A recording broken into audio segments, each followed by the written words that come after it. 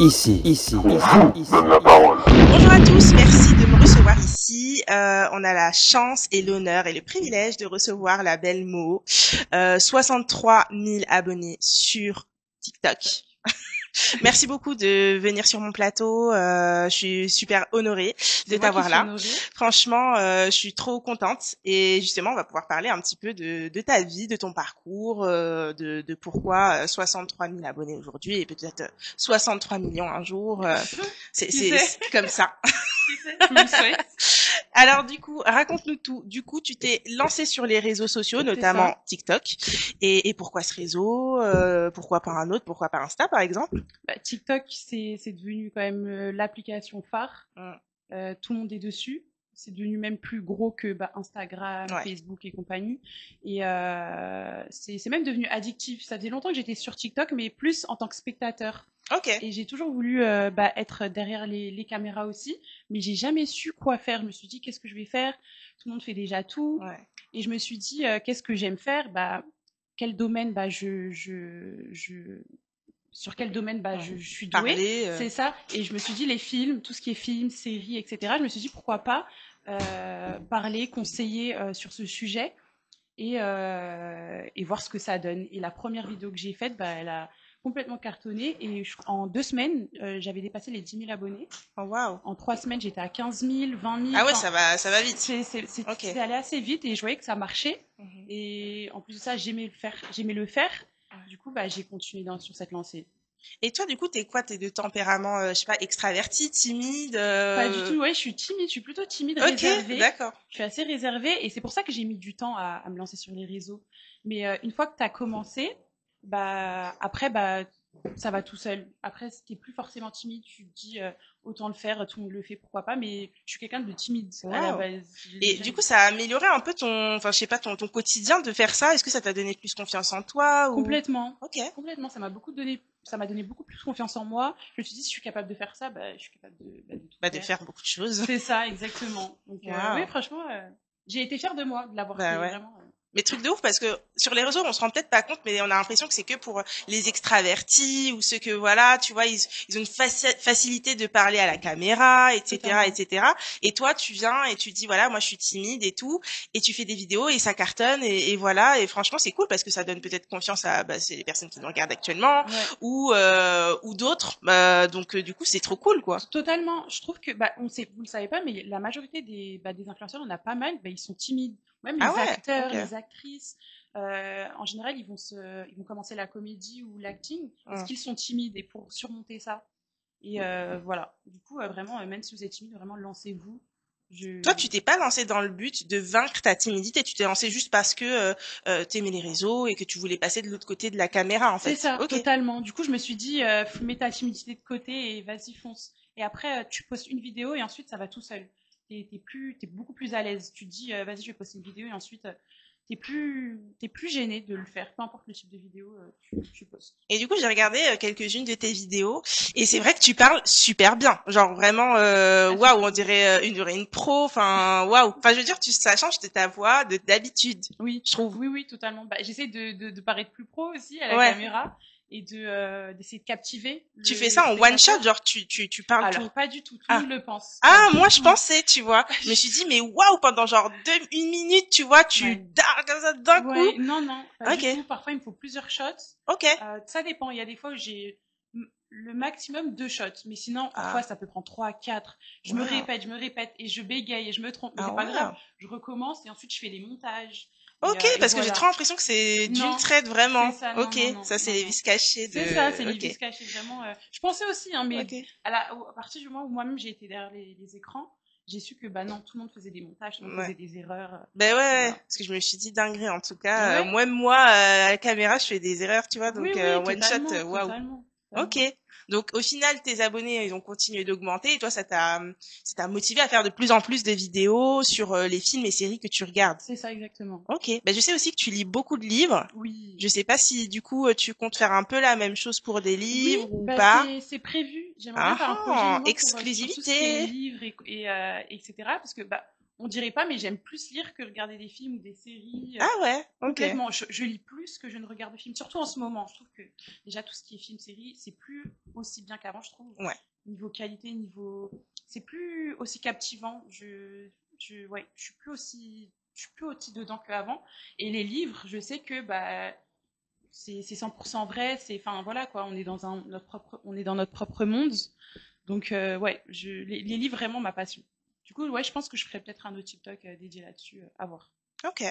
Bah, plutôt cool. En tout cas, je te souhaite de pleine réussite là-dedans. Mais t'as l'air plutôt bien installé déjà. Ouais. Et du coup, voilà, c'est ça que je voulais te poser comme question. Les livres que tu lis, du coup, c'est en français, en anglais, c'est quoi C'est en anglais, c'est 100% Ah, c'est anglais. que en anglais. Ouais, Ok, 100% t'achètes anglais. aucun livre. C'est ça. Ok, Exactement, d'accord. 100% en anglais. Ça fait plus de 2 ans maintenant que je lis 100% en anglais et Wow. j'adore ça. Parce que le temps d'attendre qu'il y ait les traductions, que Ouais, les livres c'est vrai, sortent, j'avoue. parfois même les traductions, ils sont hyper mal faites. Du coup, ouais, 100% en anglais, ça m'a beaucoup aidé pour faire évoluer mon anglais. On croirait pas, hein, on peut commencer avec une base Ouais. pour l'anglais et lire quand même en anglais. Ça va te faire que évoluer. Ah, moi, faut que je commence avec juste l'âne trop. C'est mon niveau actuel d'anglais. C'est déjà ça. Et après, on pourra continuer sur du Shakespeare, pourquoi pas. Pourquoi pas. Ouais. Vraiment, t'inquiète pas, c'est possible. Ouais. Si moi j'ai pu, tout le monde le peut, franchement. Bon, bah merci, une vraie source de motivation. Du coup, je voulais te parler aussi d'un autre aspect de ta vie, donc celui du voyage. Oui. Alors toi, du coup, t'es partie t'installer, donc à peu près 1 an, c'est ça, donc au Canada. Tout à fait. Et pourquoi le Canada spécifiquement? Ça faisait des années. J'avais lu un livre là-dessus. Bah justement, les livres. J'étais super jeune. J'avais lu un livre sur une fille qui faisait un PVT au Canada. Et quand elle parlait des paysages, etc., ça m'a vraiment donné envie. Et il m'a fallu passer le cap vraiment plusieurs années après. Hein. Okay. Et je me suis dit, vas-y, pourquoi pas. Et Toronto, c'est une ville anglophone. Ouais. Ça va me faire évoluer mon anglais. Du coup, je me suis dit, pourquoi pas. En fait, j'y pensais souvent, mais je passais pas à l'acte. Je me suis dit, bon, faut bien que je passe à l'acte, que je sorte de ma zone de confort, du berceau de maman et de prendre mon envol. Et du coup, je l'ai fait. Ok. Vraiment. Comme ça. Alors de base, tu vivais chez tes parents. Oui. Et t'as tout, voilà, pour aller au Canada, quoi. Solo, toute seule, sans connaissance. Sans connaissance, vraiment solo. Vraiment, j'y étais jamais allée. Je connaissais personne là-bas. Wow. Et j'y suis allée, je me suis dit, allez Mélanie, sors de ta zone de confort et saute le pas parce que sinon je vais jamais le faire. Et je regrette pas du tout. Vraiment, mais waouh. Ça a été la meilleure expérience de ma vie. Alors franchement, elle défie tout. Elle est timide. Elle aime pas forcément parler aux gens qu'elle connaît pas directement. Et au final, elle est sur TikTok. Elle a plusieurs abonnés. Elle part vivre au Canada. Elle connaît personne. Enfin, waouh. Franchement, c'est une année où ça t'a été super. Complètement. C'était super fructueux quoi pour toi. Super Donc c'était quand l'année dernière. Oui, c'était l'année dernière. Et l'année dernière aussi, tu t'es lancée sur les réseaux. Oui, c'est l'année dernière. En fait, c'est l'année dernière de toutes les folies. En août 2024, je me suis lancée sur les réseaux et en octobre que je suis partie au Canada. Waouh. Ok. Comme ça, coup de tête, tu t'es dit ok. Ouais. Vraiment, je me suis dit allez. Franchement, j'ai vu que j'avais été acceptée en tirage au sort pour le Canada. Je me suis dit allez go. Ouais. Je suis partie. Ok. Vraiment. Je me suis dit allez, c'est pour moi et tout. Et je suis allée. Et je trouve que tous les jeunes devraient le faire. Ouais. En fait, je suis totalement d'accord. S'ils ont les moyens de se le donner, moi franchement, je suis super reconnaissante.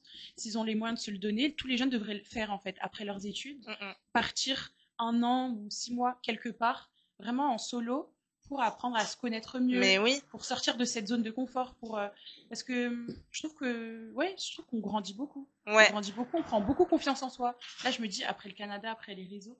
Tout ça, je peux tout faire maintenant. Je sais que je suis capable de tout faire. Non, c'est cool. Il y a une Mélanie avant et une Mélanie après le Canada. Totalement. Okay. Là, je pourrais pas dire que je suis autant timide.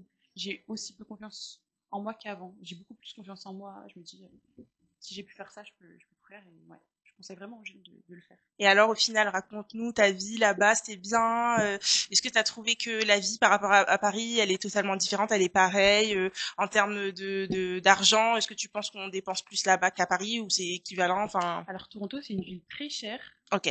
Vraiment très chère. Et là-bas, c'est le dollar canadien. Le dollar là-bas, il est très faible. Ok. Comparé à l'euro ou au dollar des US, okay. Ça n'a absolument rien à voir. Donc là-dessus, c'était un peu compliqué, je trouve. Après, les gens, la vie en soi, je me suis fait des amis super vite, ça c'était super sympa.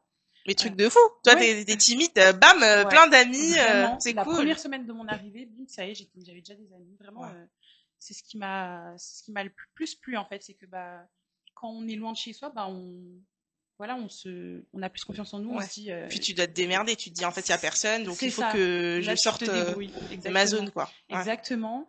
Mais sinon, la vie, bah, elle est très, très sympa. Le Toronto, c'est genre le petit New York, quoi. Ok. C'est ça, du coup, une super vibe.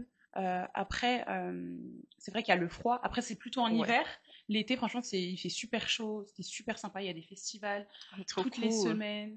Vraiment, j'ai vraiment passé ma meilleure année là-bas. Après, je trouve que niveau nourriture, niveau même outfit, Paris, voilà quoi, on est un peu. Je préfère Paris, quoi. Je préfère Paris. Okay. Vraiment, je préfère Paris, qui sont un peu plus, voilà quoi, un peu plus stylés.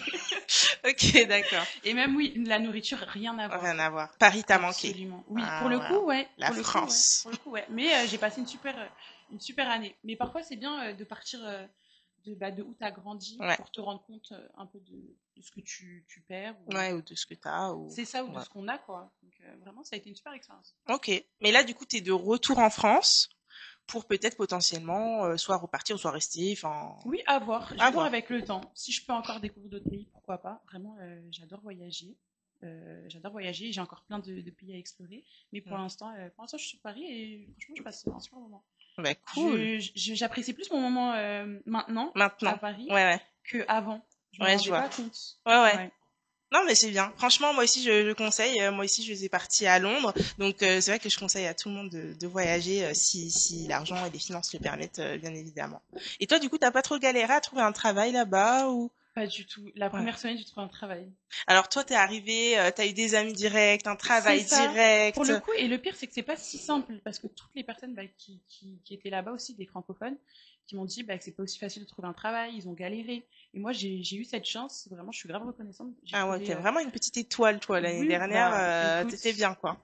Bah ouais, Dieu merci. Mais ouais, j'ai eu cette chance et j'ai travaillé dans la plus grosse banque de Toronto, du Canada. Ok. Ouais. Et franchement, c'était sympa. C'est une nouvelle expérience. Ok. Et toi, du coup, t'aimes bien l'univers des banques ou non? Bah, c'était un tout autre monde. Vraiment, c'était un tout autre monde où on a affaire à beaucoup de clients.